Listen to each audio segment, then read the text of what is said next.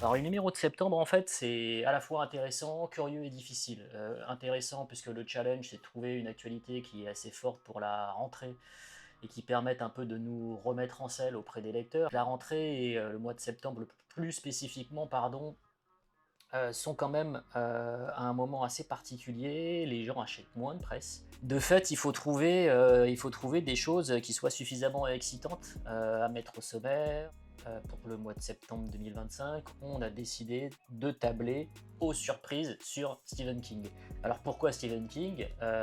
C'est très simple, il a une triple, voire une quadruple actualité. La première, c'est la sortie très prochaine de l'adaptation de Marche ou crève de Francis Lawrence, qui sera suivie par l'adaptation de Running Man signée Edgar Wright. Il y a également une nouvelle série télé réalisée par Andreas Muschietti qui avait signé les adaptations de ça. Et puis il y a aussi la sortie très prochaine de son nouveau roman. C'était assez évident qu'on fasse King, et puis ça nous permettait aussi d'être un petit peu en amont d'une actualité qui serait probablement traitée plus tard chez nos collègues et concurrents. Et puis ça nous laissait aussi la possibilité de nous amuser sur la couverture, donc on a fait appel à un illustrateur qui s'appelle Nicolas Combe, un véritable artiste qui est aussi tatoueur par ailleurs.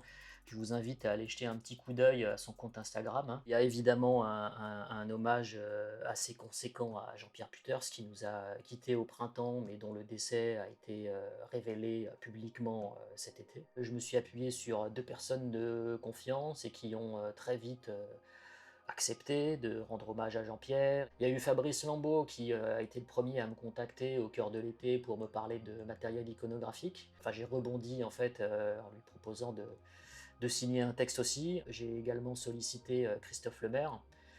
Mon idée, c'était d'avoir deux témoignages qui correspondent à deux époques différentes. Avec Christophe, c'est un peu le Jean-Pierre Puters Begins, quoi. La boutique Movies 2000, l'époque Fanzina de Mad Movies, Festival de Super 8.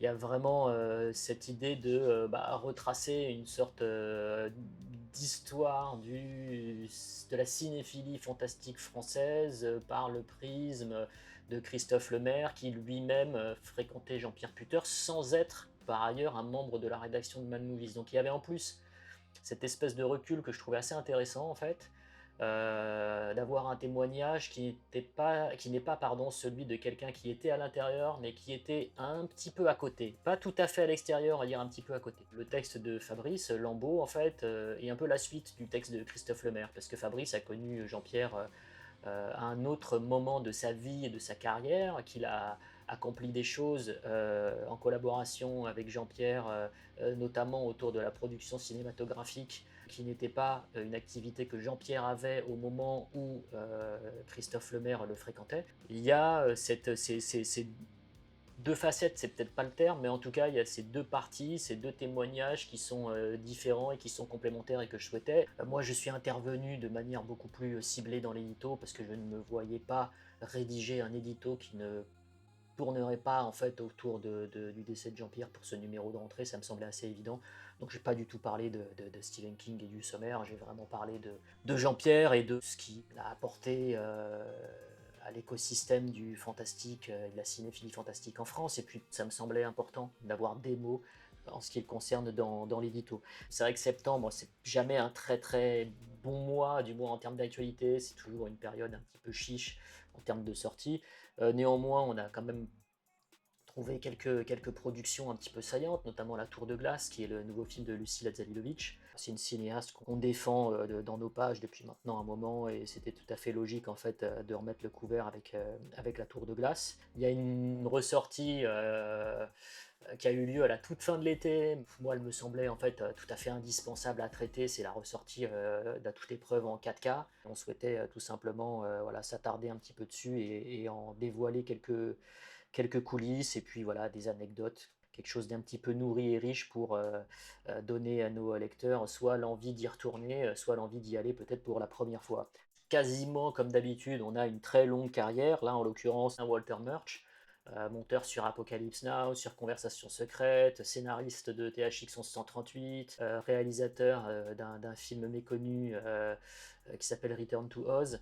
Quelqu'un qui a été littéralement à l'avant-garde des avancées technologiques en ce qui concerne justement le son et le montage son au cinéma. Et on revient de manière assez conséquente sur sa carrière, je crois un petit peu plus de 10 pages, avec une filmo commentée, une filmo sélective commentée, parce qu'en fait le gars a une filmo longue comme le bras, donc si on faisait une filmo commentée exhaustive, je pense qu'on aurait droit à limite à un hors-série. Voilà, moi je vous conseille de vous ruer en kiosque, le numéro est disponible, et puis aussi d'aller voir un petit peu ce qu'on fait sur nos réseaux sociaux, parce qu'on a beaucoup réfléchi ces derniers mois à une manière, on va dire, habile, stratège peut-être, de revenir sur le devant de la scène numérique, notamment avec des vidéos comme celle d'aujourd'hui, puis vous en retrouverez d'autres aussi. On essaye d'être un petit peu plus actif sur nos réseaux sociaux. Alors c'est toujours extrêmement compliqué parce qu'on a beaucoup à faire avec le print. On sort quand même 17 parutions par an, hein, 11 mensuels, plus 6 hors série. On va essayer de vous proposer des choses qui vont être stimulantes, marrantes. On va essayer de titiller un petit peu votre nostalgie également. On va essayer de mobiliser l'équipe, que vous puissiez dialoguer virtuellement avec nous de manière un petit peu plus régulière. Vous allez nous retrouver, vous allez revoir nos bobines et nous on est ravis aussi de pouvoir réinstaurer un dialogue avec vous et puis de recréer du lien parce que MAD c'est effectivement un mensuel mais c'est aussi et surtout une communauté. Cette communauté c'est vous et on a vraiment à la fois besoin de vous et aussi impérieusement envie de garder ce contact avec vous au quotidien.